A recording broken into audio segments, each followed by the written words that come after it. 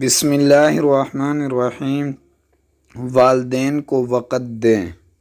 والدین کو وقت دینے، ان سے مشورے کرنے اور ان کے ساتھ اٹھنے بیٹھنے کے دو عظیم الشان فائدے۔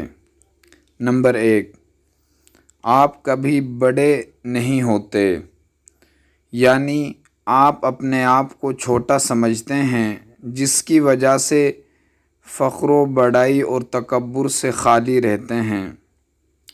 نمبر 2، والدین کبھی بوڑھے نہیں ہوتے، یعنی والدین اپنے آپ کو مفید کارآمد سمجھتے ہیں، جس کی وجہ سے مایوسی اور بیماریوں سے محفوظ رہتے ہیں۔